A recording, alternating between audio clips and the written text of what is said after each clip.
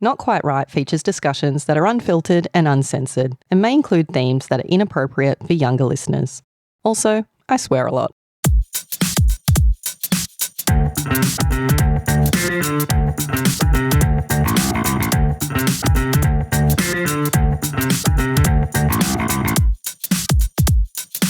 Something doesn't seem quite right.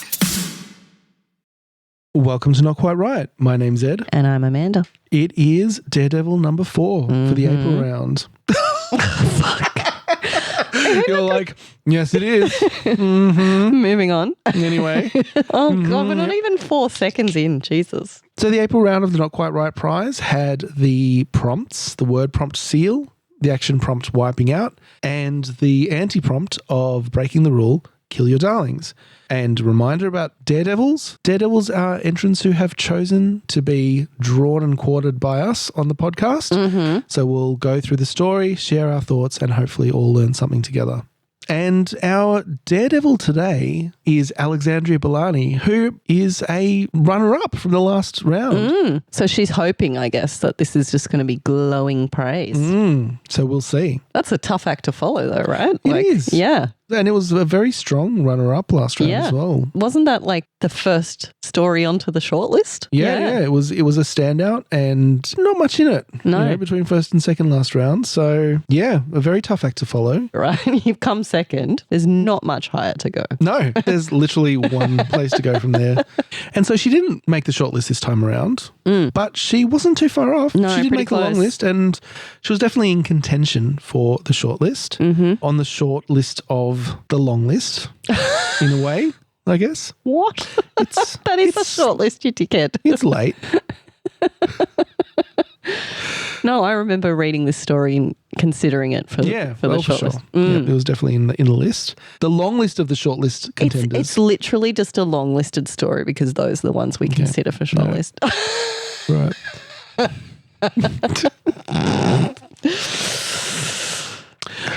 So Alexandria's second place getting story last time around was called A Taste of Pie. So you might remember that for the Fibonacci spirals. And this time around is called The Silence, the Sea and the Burning Stars. And we have Alexandria's own reading of this, which is very lovely. Yes, very lovely. So we'll play that for you now.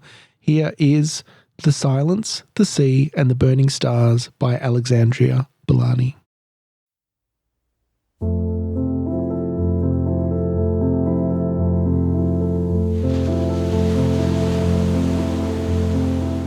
We steal onto the beach in the darkness when park rangers aren't here to stop us. As eldest child, I lead the way through scrub and down narrow starlit paths, the sand hollowing underfoot. Without looking, I know Leo steps in the impressions I've left, just as I taught him. Walk where I walk. Say what I say. Do as I do. We're quiet out of habit. Our passing subdues crickets and frogs until we're only noticeable by the soundless void that has always followed and swallowed our happiness whole. Brine tangs my nose when we break from the brush. The moon-beaming tide rushing up the sand to greet us, foaming with anticipation. It shush, shush, shushes along the shore. A rhythmic reminder that silence is safety. Leo fumbles the cardboard tube into my shaking hands. Still sealed after all these years. Neither of us wanted a piece of him. I cut it open with my keys, the serrated edge superfluous. Clear tape cracks under pressure, neglect brittling and breaking what should have been strong. I wrestle with the cap, tighter than raised fists, tighter than hiding places between furniture and floors. Leo holds the base as I grit and wrench and twist until it pops free with a wisp of ash. He wanted to be scattered at sea, but I kept him in the attic until Leo asked. Dad didn't deserve effort or rest or peace. still doesn't. But Leo's right. We do. We chase the waves until they lap in cold silver around our ankles. We pour him into the sea, without grief, without grace, without goodbyes. The tide takes him away in pieces. Waves retreat, leaving bits of him on the shore, begging us to reconsider. This ocean doesn't want him either. I'm tempted to gather him up in my hands, scoops of wet sand and ash and sharded bone, and lob him into the sea. But who am I to force him on something wise enough to leave him behind? When the waves come back, I take Leo's hand in the dark and watch water scrape and stretch and search for the good in him. Every retreat drags him into a bigger ugliness, a smear on the sand refusing to disappear before leaving one last mark. Leo cries.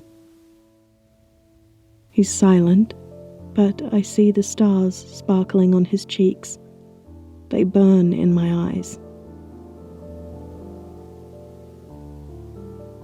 We wait until salt water wipes out what's left of him, until the grey fades and bone blends with seashells, until it's just me and Leo and the shush, shush, shush.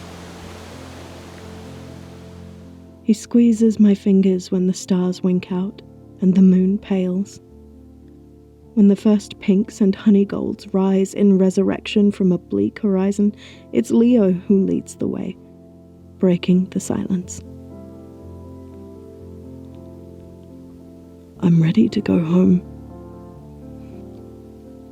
The stars in my eyes burn and fall as I pull him into my side, turning our backs on the darkness and silence. We're leaving it behind. And there's no one here to stop us.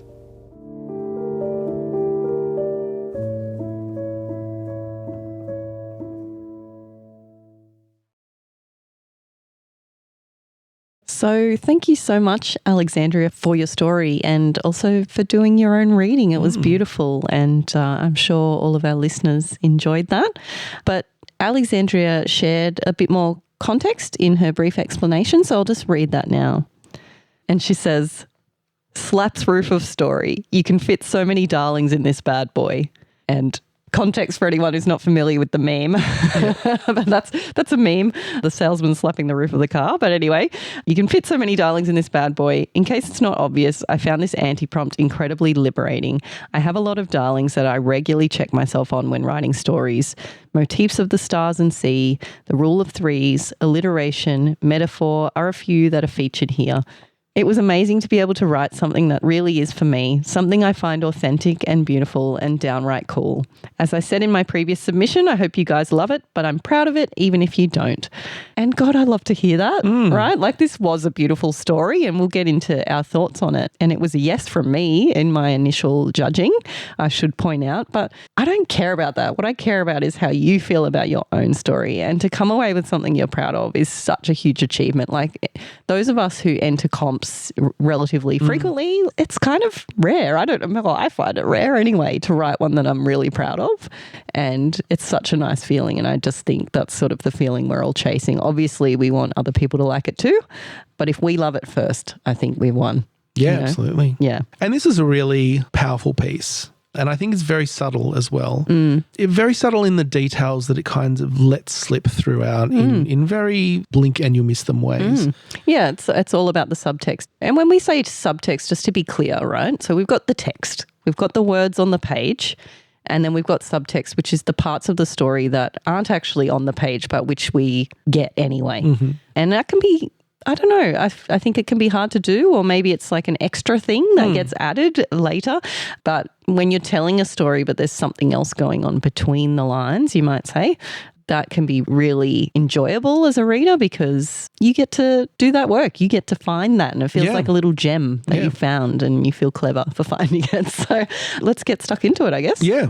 So the opening line to this story, and like, look, the whole thing is very, very poetic and very lovely prose throughout. So we steal onto the beach in the darkness when park rangers aren't here to stop us. And I really love that verb there, the stealing onto the beach in the first sentence. Really evocative, a little bit unusual use of that word, but it works very well there. Although she has said we, right, and not named anyone. How do you feel about that in this instance? I mean, in all honesty, this is your thing, the names. It doesn't detract. Well, from the here's story. where I guess, you know, I have said in a couple of previous Daredevil episodes now that it's not necessarily about naming them as it is about establishing the who. And, well, we very quickly name Leo anyway, but we've got in that very next line, as eldest child. Yeah. So the we is now contextualized to siblings, I think. I mean, it's not directly stated that they're siblings at that point, but to me, that's clear enough. So you say I'm as eldest child, then it's at least you and one other sibling. Yeah.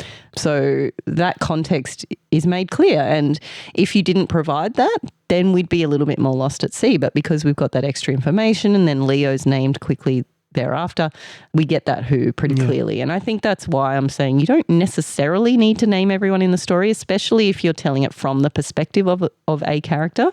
They're not going to name themselves usually. Yeah, that's the tricky part. You can't name yourself. No, so that's okay. And by naming Leo, you've given us a little bit more context around who you might be as well. You've said that's your brother.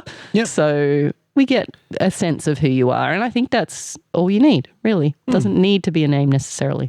And I've also said that in that opening paragraph, it's the who, it's the when, and the where. And we've got that. We've got when, it's nighttime. We get that it's contemporary, or we imagine it might be contemporary. And we get the where of the beach at night. So I think that's all really well done very quickly and also very beautifully, as you've indicated as well. So just around that though, and the clarity of that opening paragraph and dropping us into the story, there's the line there, walk where I walk, say what I say, do as I do. That's expressed as a thought. Yep. And then we sort of go into we're quiet out of habit, our passing subdues crickets and frogs. And all of this is very beautiful. But one thing that I wanted to say, and this is not something that might have been evident to Alexandria as the author, this is my reading experience, is that at this point, I was wondering if this was some sort of dystopian story because we're sort of doing these things in secret. And I got this sense that maybe they were being pursued because they're like sneaking around. And there's not necessarily anything wrong with that, but that's not what's happening. And so I'm getting set up with an image that's maybe not 100% there. And look, maybe you've set it up that way intentionally, but I feel like a little bit more clarity was needed there. Like we're sort of setting up almost as if they're on the run kind of thing. But yeah, that's just a little insight as a reader, how I picked up on that and whether you would feel like it was necessary to tweak it to make that more clear. I don't know, but that's just my experience. Yeah, so I mean, look, coming through in these next paragraphs, we get a lot of description. We get a lot of very sensory detail. So we have that recurring auditory idea of the shush, shush, shush, which is also like a shushing. It's a wave, it's the waves breaking, but it's also like the shushing, and that's kind of tying into this idea of silence. And so there's a lot of that single effect kind of coming together of all these ideas pointing us in this one direction. And I mentioned subtext before. All of that stuff around the silence is a very compelling subtextual detail around like the relationship with the father. So this idea that they've, we're quiet out of habit.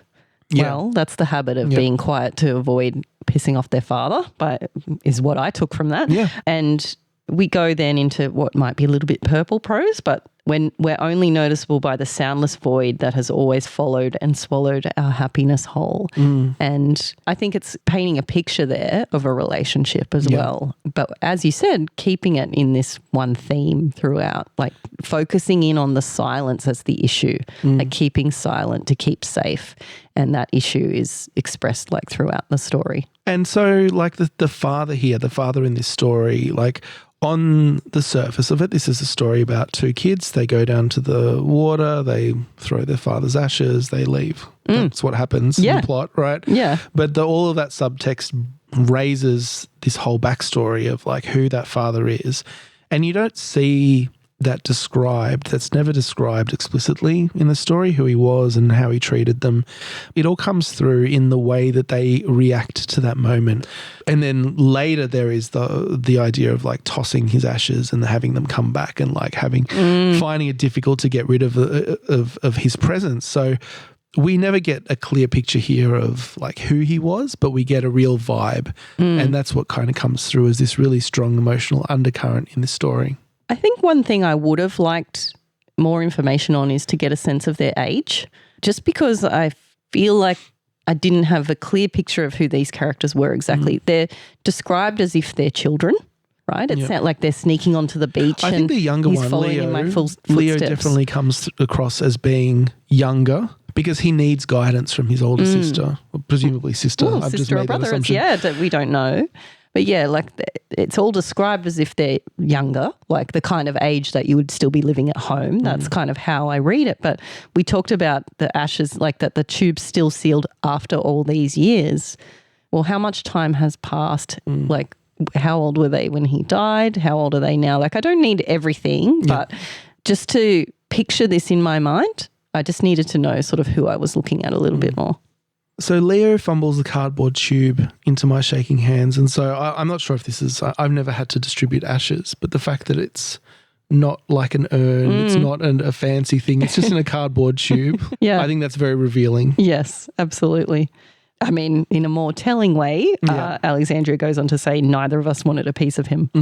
I think that's great, like very clearly and quickly set up that relationship and that conflict. Yeah, and it's still sealed after all these years is also interesting because, again, going back to the age of them, how long have they been sitting on this, and has it just been the kids? Yeah. Is the older sibling like a guardian? Are they an adult? Like those questions do come up a little bit. In this scenario? Yeah, exactly. Yeah, I think sometimes like we don't necessarily need all that information. Like you're never going to fit everything into a story of this length. But I think when you're presenting a family unit and a member of that family unit is missing, it is a question that's sort of there, especially in this kind of context where you would imagine the mum would have a say over what happens with the ashes of her partner if they were still in a relationship, and if not, why not? And how has that impacted them? You know, I think it's hard because you can't sort of just chuck it in a throwaway line either, like, where's mum? Yeah. But, you know, it's a question, and I don't know to what extent it needs to be answered. Yeah, I don't know if it necessarily does, but I think, you know, as a writer, you should be aware when you're kind of raising a question. Yeah. That could be a block for a reader, or just a moment of that takes them out of the story of thinking, hang on, do I know what's going on here? Yeah. Like a self-questioning moment. Yeah, I think so. And sometimes these questions are too important for us to just decide on our own, like what the answer might be. We could decide mum's dead too, or we could decide she's not interested, or like, who knows? But those are pretty big factors that impact this scene. And so therefore they're relevant factors, I think. Yeah. I wonder why Alexandria decided to have this action take place years after the father's death and not immediately after the father's death, when the kids might have just been like, let's get rid of him straight away. So I think that was an interesting choice. And I would wonder why that was. Yeah, well, I mean, she's described here like, I kept it up in the attic until Leo asked. So we imagine Leo might have been quite young when the father died, and now Leo's asking some questions. And I think that's interesting. Yeah. I think that's perfectly valid. Like, of course, you might wait and maybe not have fully processed everything just yet. So I think it's kind of nice to feel like maybe this is something that's been lingering emotionally for them for quite some time, and something that we talk about pivotal moments, right? Like that they're finally letting go of. I think that's a good choice of timing for this scene. Yeah.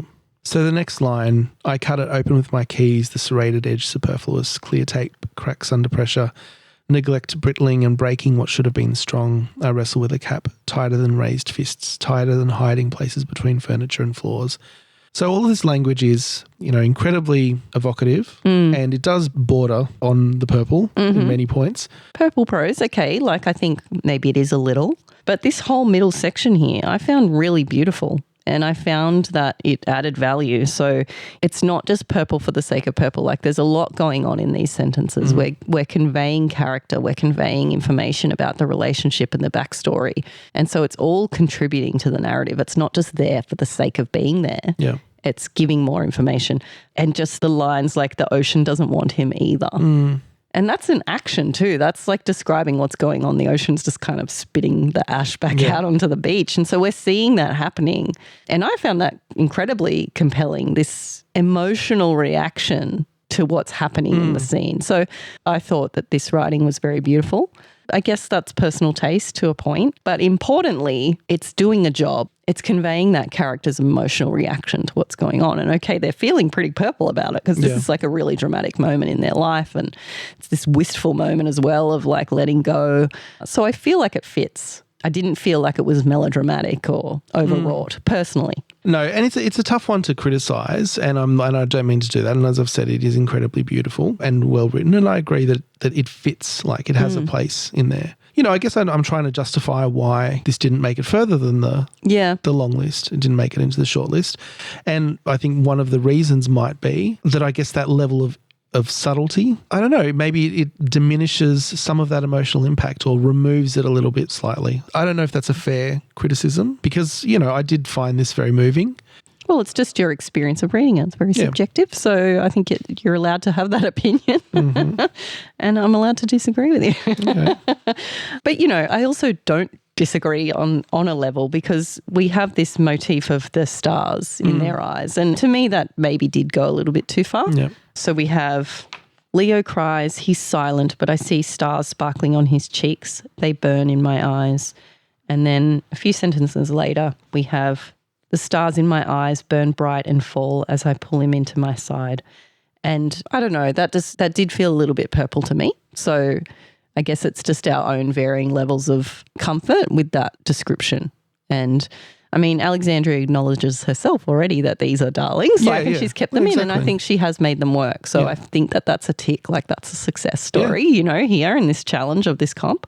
And I guess in the title too, like maybe the title it's vibey. It's got a bit of a YA flavour to it. Yes. A bit of a John Green vibe to it, which is clearly not a problem. John Green does all right.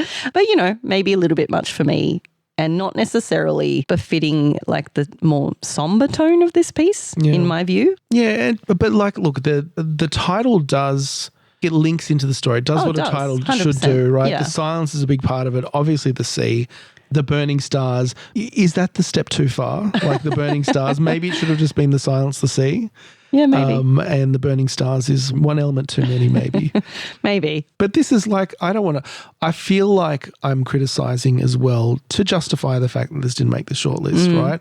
And we have reasons, obviously, that didn't make the shortlist, even though it's a great story. And it's incredibly subtle. And I don't know. I'm very reluctant to give this criticism because it's like it feels really nitpicky. Yeah, no, well, it is because we're getting to that top end where the nitpicks are what make the difference, right? Like we're not talking there's big fatal flaws here. We're talking what was it that just didn't quite get there and that's fine to be the thing that you found. And we've said this a couple of rounds ago in like the purple prose round where some stories were very strong but they had like too much of the purple prose and that's like the point of the anti-prompt. And again here we've got some darlings here and she's called them out as darlings. But maybe killing those darlings might have kind of improved the piece. I mean, this is what we're learning about the anti-prompt. So, yeah, but I do think, generally speaking, she made them work well. Oh, absolutely. She's handled it very well. Like outside the context of this competition, you might be saying, oh, maybe step too far kind of thing. Absolutely. Yeah. Just looking back at my initial comments, I guess, because that gives us clues as to what our feeling was at the time. I said I was moved by the phrasing and the vivid imagery, and I was, and I still am. I said that there was a lot of feeling in this piece. The challenge I had was I would have liked more context. So when I say context there, I think, looking back, that was probably around these two characters. You know, we've got character development here for sure. We've got some backstory and so on. But they're very much like sort of archetypes, really. It's two siblings, the older one and the younger one. Yeah. We don't really know a whole lot more about them. And I think just sometimes just like one really crucial detail about a character might be all that you need to sort of colour them in a little bit more, so they're not just a rough sketch. They're starting to feel like a real person. And when you're talking about the prose being a little purple and so on, like putting that in the voice of this character a little bit more, like getting a sense of their view of the world. And we do get that in how they feel about their father, but we don't really know anything more about them outside of that. And I think I would have liked a little bit more of that. Yeah, and look, you said you gave this a yes. I gave it a maybe plus. So, very high ratings all around. And you've mentioned about the characters being like archetypes and they need to be filled in a little bit more. I also feel that about like the relationship with the father. It is subtle, and I appreciate what Alexandria has done in this to evoke that character without really mentioning them directly or anything about that. But I think to amplify that emotional energy, I think you could have thrown in some detail. The things about that relationship that were real events or unique, because we do get like this shadow of the father come through and like a hint of what kind of person they were to children that we don't really know either. Yeah. It's well done. It's expertly done. But as for the emotional impact that it can have on the reader, I think it blunts a little bit of it because we don't know them that well and we don't get like the detail, the one or two details about the father and like what did he do? Yeah, and it could be just as simple as a line of dialogue that he used to say about them being silent, or something like that. Like a threatening line, or possibly even something which gives a little bit more information about the mother and where she is as well. Like we could have that little bit of backstory that gives a bit more clarity. And that's what I guess I meant in my comments about wanting a bit more context, like just a little bit more colouring in of those people and that relationship. And, we're talking about nitpicking. I have one more nitpick, which is just a question around towards the end of the story there. We have a bit of a time jump. So we're spreading the ashes. And then he squeezes my fingers when the stars wink out and the moon pales. So they arrive at night and now we're jumped to the stars winking out and the moon paling. So the day is breaking. Yeah. And that's a big time jump to me, from night till dawn. I mean, I know one flows from the other, but we've implied they're sort of in the middle of the night and now we've gone to dawn. The idea that they've been sitting for hours in silence on this beach watching these ashes, to me, didn't quite feel realistic. Even 10 minutes in silence on a beach is a lot. When you actually count it out, like that feels like a long time. Presumably it's cold as well. It's cold and nothing meaningful has happened in that time. They haven't spoken any words to each other.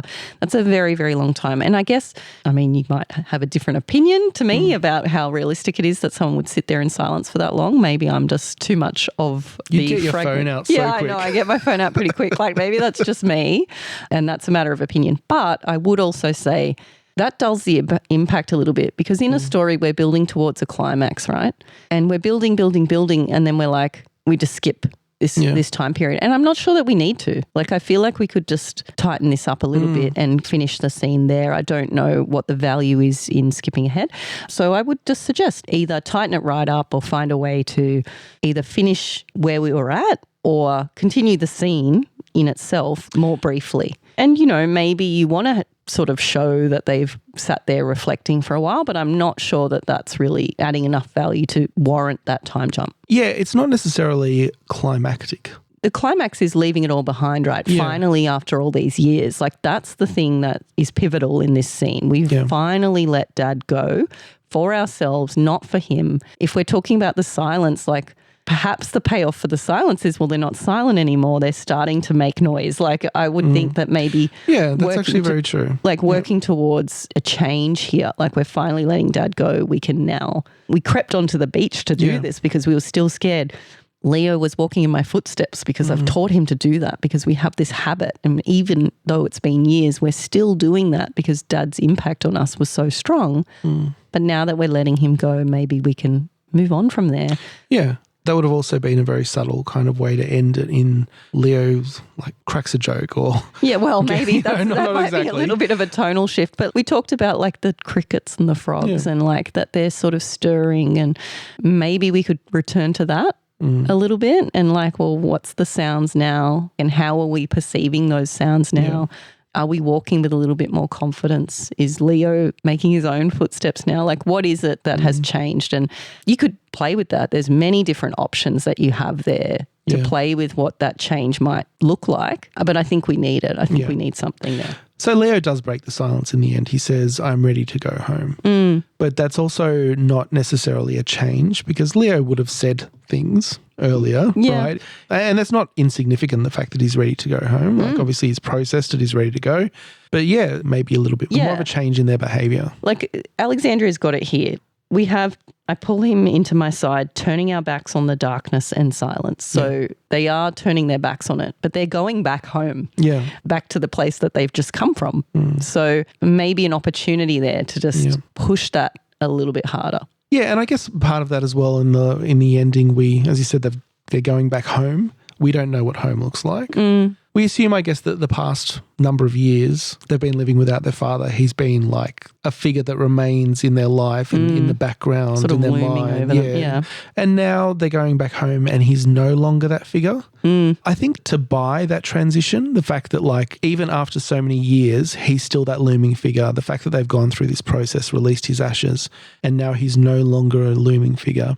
I think we need to see something. We need to see a change in order to believe that or to buy that. Because, I mean, realistically, you release the ashes, it might feel like cathartic, it might feel like closure, but you're not immediately changing your state of mind. I think we need to see a little bit more of that release. Yeah. All right, so we're at the end of the piece. Let's do the prompts. The word prompt this round, sealed cardboard tube. And as I called out earlier, like that's a great detail. Great use of the word seal there. Yeah, it's fitting. And you avoided making seal puns even though the sea was right there. So well done. For the action of wiping out, we have this line which is that the salt water wipes out what's left of him. Yeah, and that's a little bit on the nose, I guess, but only because we're seeing that in all these stories. I think if you were just experiencing this story independently, that wouldn't stand out to you at all. But I would say, as we have with the others, that you don't necessarily need to use that exact wording. It's not a huge problem or anything by any means, but it does stand out. I think you've just got to be really careful with those prompts to just try and make them as seamless as possible. And finally, the anti-prompt, which we've called out at the outset that Alexandria's mentioned. This is, you can fit so many darlings in this bad boy. And I think that's really lovely that you've had the opportunity to just lean into what brings you joy. And like she said that she was really proud of this story. Like obviously it really resonated with you, Alexandria, when you were writing it. Like this felt like your truth kind of thing. And I think that that's really important. Like it's one thing to sort of be critical and say, oh, this is purple and you need to delete this and that and kill your darlings. And that stuff's important if you want to have success as a writer and if you want to develop your craft and focus on the impact that you have on readers. But we are here to please ourselves too. And I think that it's really great when you can lean into the things that bring you joy as a writer and have that opportunity to just like luxuriate in that for a minute as well. And in this case, in a way, which was also like really beautiful for the reader as well. And like, look, I feel like I've been nitpicking a few elements of this story and it's not because they ruin the story or that this is a bad story. It's walked onto the long list with ease and we both loved it. In a really great story, you can always improve things. Yeah, absolutely. So thanks once again, Alexandria, for another beautiful, emotional story. I really enjoyed it. I really enjoyed the sensory detail, the building of that emotion, and definitely all that subtext. So it's really well done. Thank you, Alexandria. And we'll be back in a week's time with our fifth and final Daredevil. Exciting. And until then, ride on. Right on. We hope you enjoyed this special Daredevil episode of Not Quite Right. If you have thoughts on this story, follow us on social media and join the conversation. And if you'd like to participate in the next round of the competition, head over to our website at notquiteright.com. That's WRITE. Something doesn't seem